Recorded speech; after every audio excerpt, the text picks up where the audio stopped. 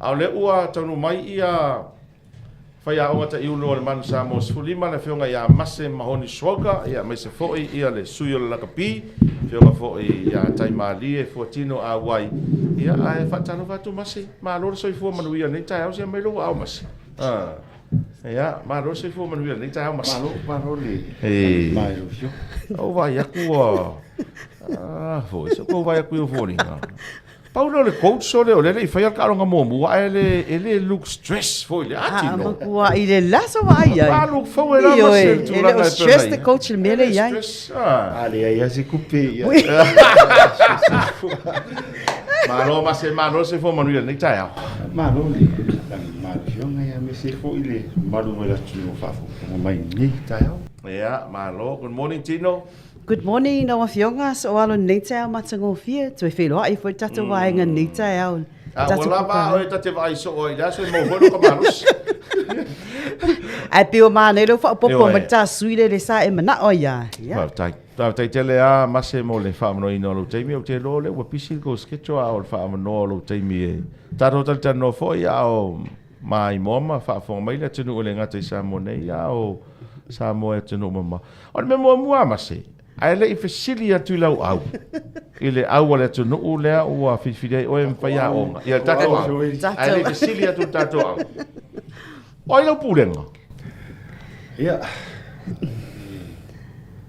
Pe o le ele o fa la wiloa. Ia. Tu langana le ton fai.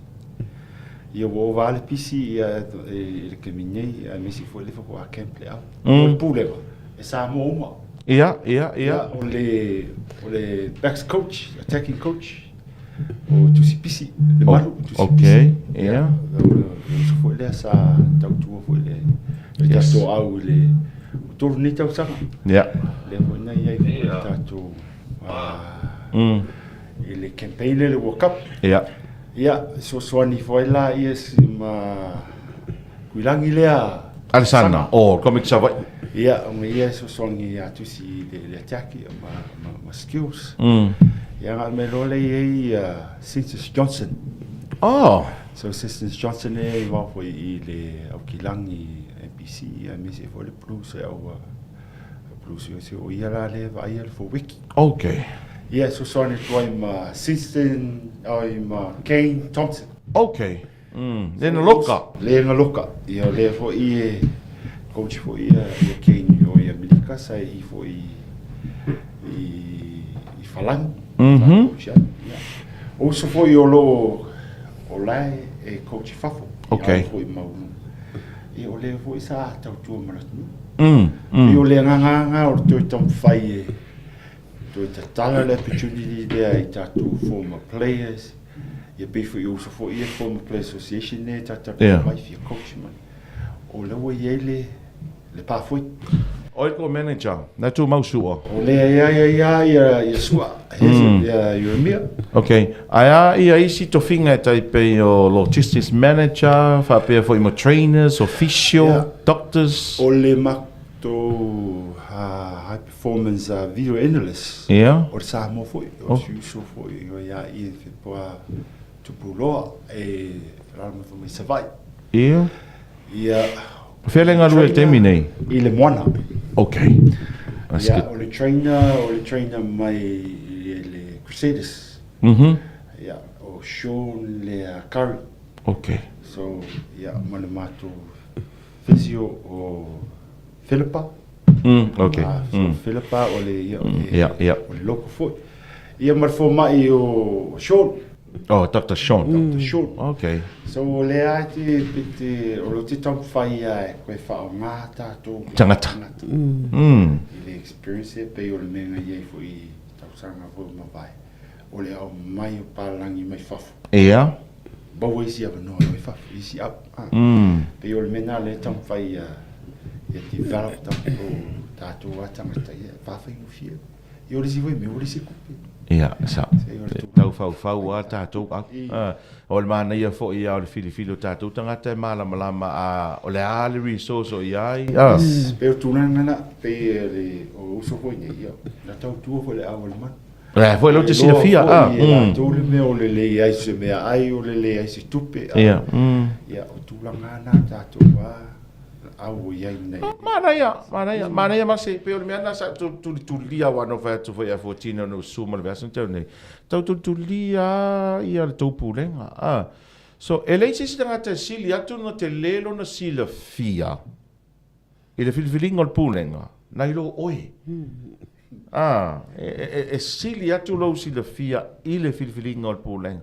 A fai vo le te sila fia o le pulenga e manuia ile tato au. Why not? Maria. So le mepe sili ana ta ua ya uia e pipi e toile o loto ile mele wa e fai nei. O le fili o tato tama whanau. E toi ngana foi le masangi ko inga. A whare kongu aka ko, mea whare kongu aka ngaka. O lai whare kongu aka ko.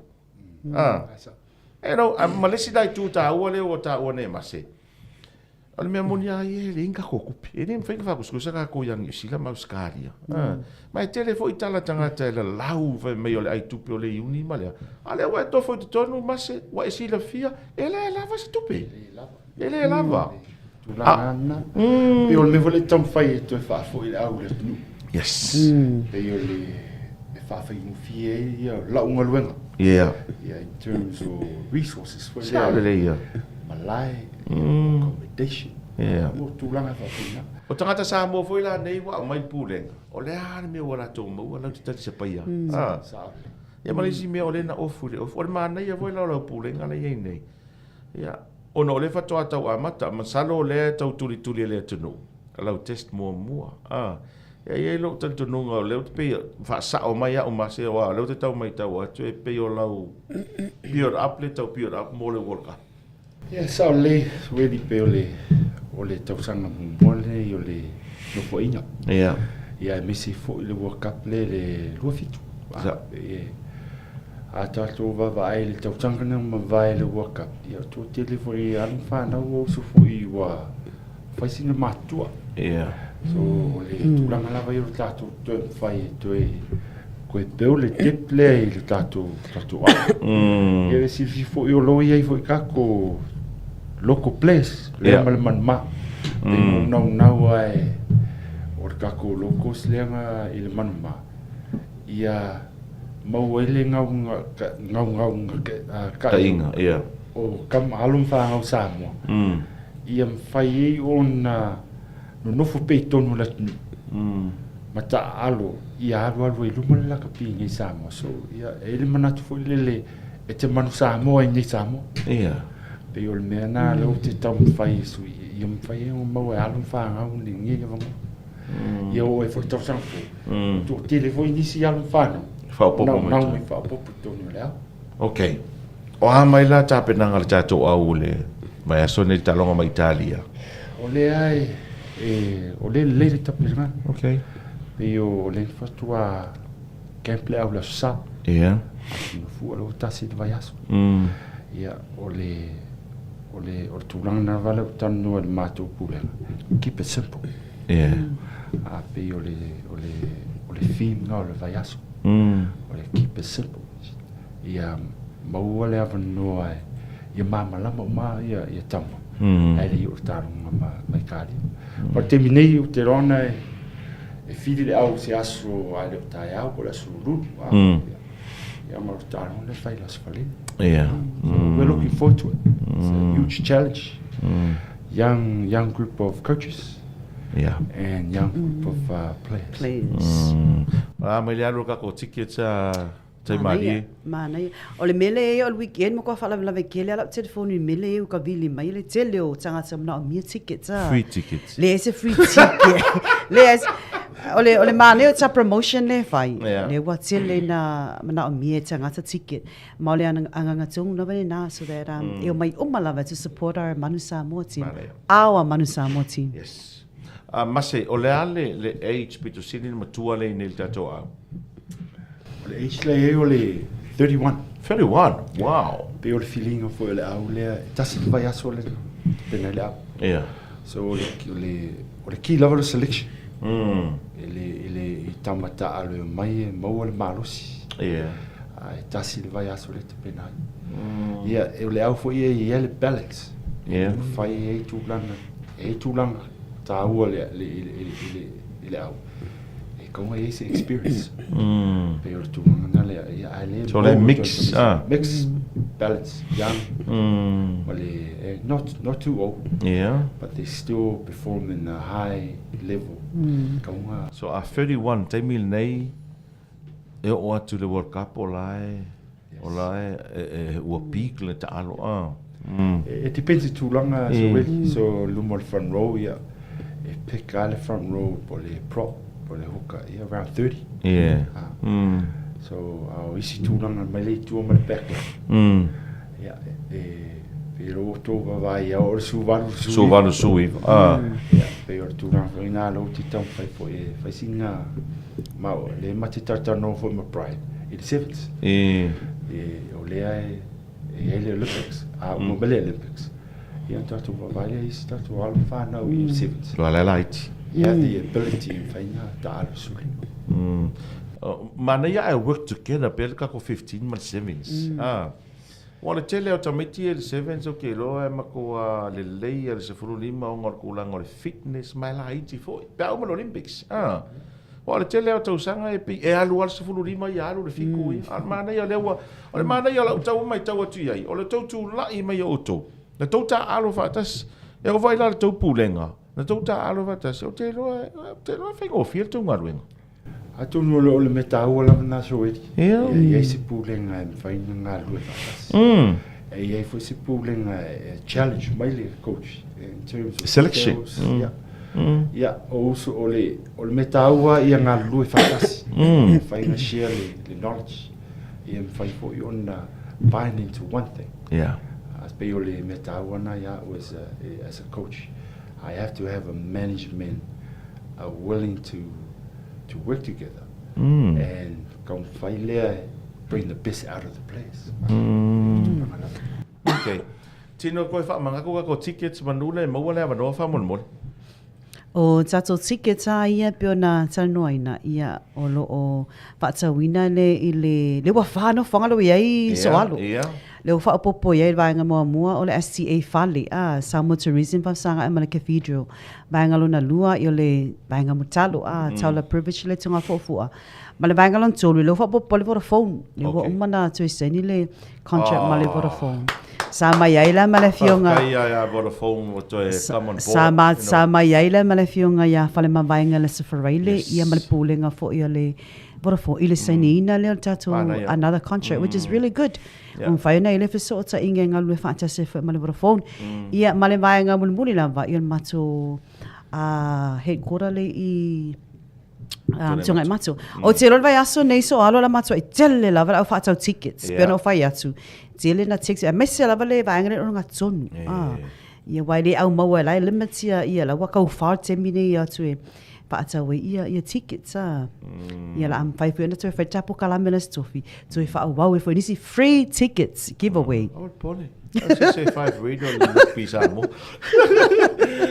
mase o le ale malu si anga la Italia la tu filo ile stona o Italia lona fitu le fatulanga ina le ranking le lolan so e matua le leila e o le vavaia tu fo ina le o mai fo la mai e kali o le develop fo la con young place so the advantage for us o le ko numero suru a Carlos Falele so pe o le a me le ku le lua le wauli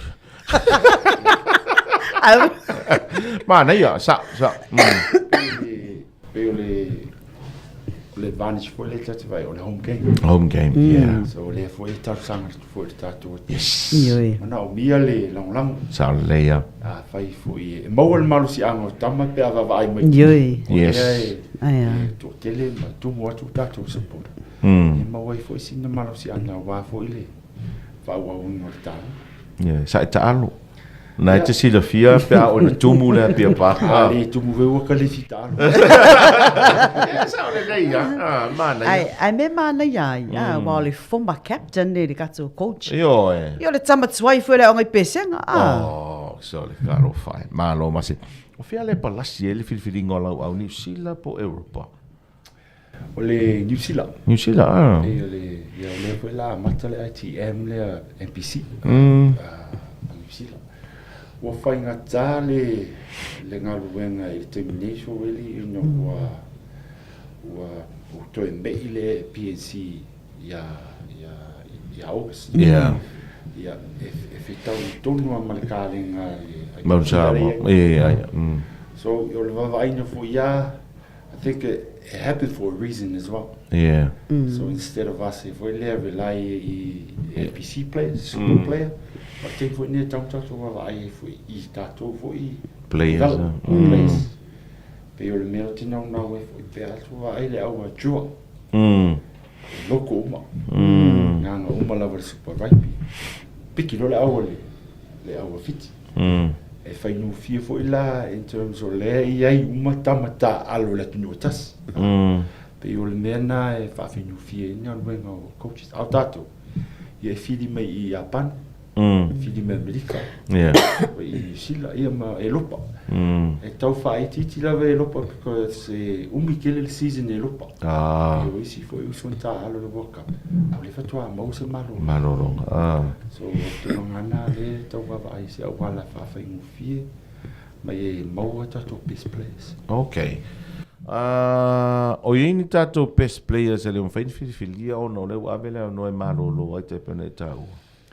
The easy players pelo le atali le foi umanga le uso Umanga Chelsea.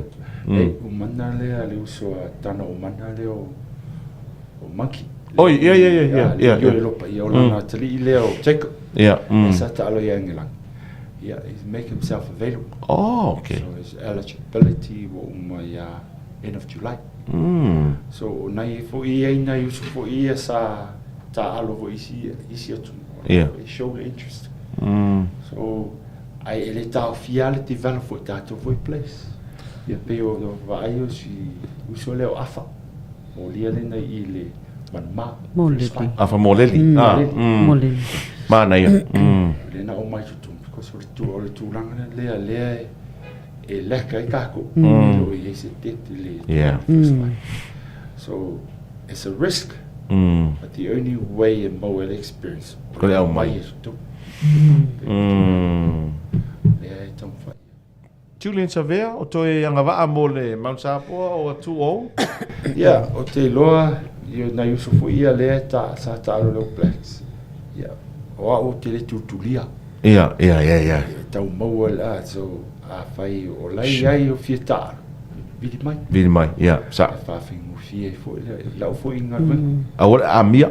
Ai o uso fo ni ia.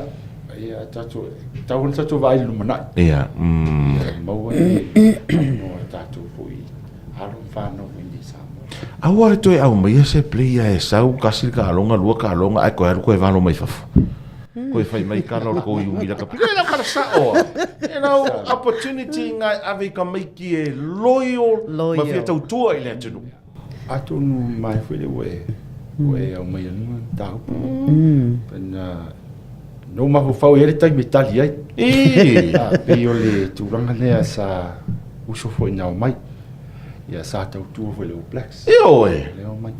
Pe yo le mero tau fai fa ma la mai tatu players. Ai sau le au le e te sau te tau tua. Pe yo le turanga la me tau tupe ele mo ne. But you're here to serve your family, lo ainga, lo nu. Yeah, missy for ekalisia. So there is more value than money. Yes. So I guess so le out as a coach I see was slip le mena wa tau mo. Yeah. Ole se le tau o le jersey. Yeah. Pe yo tulanga na pe yo tele mana o foi le turi. O te mana o le tama vili mai. Maunui. I want to represent. Yes. If you like to represent. Atonu le me foi na te foi na wai tatu tama taalo. There's some things as more value than money. So o le legacy ar tatu foi jersey. Yeah, it's on and beyond. Ele se me telefoi ya tama taalo. Sa represent. So there's a lot of legend. Yeah, Brian Lima. Yeah. Lo mali wat foi Lo lango. Yeah, sa le le. Yeah, o inga tunga mala. Yeah, there were you telling Mika. You also they pave the way for the future Samoa. Sa le le. Pe o mena le tong fai e fa mala malama i alum fa na. Ai sa ni Samoa te sauti tau tua. I guess we're down, no fish. Yeah. But we can supply. Yeah. Tau mawhaile yuni watu mea wafo le. Fantastic. Au me tau tupe. Pa tu nana lava ia tāua le jersey. Ole si tūlanga mase ai taalo mo Manu Samoa te pena e tāua e te le milionea e le mau e sautu ai e te tala i le whaitotoa mo se kalapu mo o i fafa o i nala e nei lau tupe Ia e sao lei ia pei fo i o nai uso i o ofisa yes ala 40 io e io uso manasa ia Arsanga tuilang. Arsanga tuilang. O henyu tuilang. Na taalo te mi ling kupe. Le ni tupe. So mane waka. Yeah. O tupe e le tau fai i nei Samoa. E sa lo tala oi.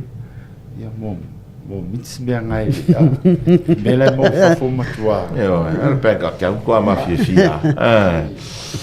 Malo whaawatai, look forward le tunu uli talonga mua mai se o lau test mua lea mase lea so tōna asfalaili nei.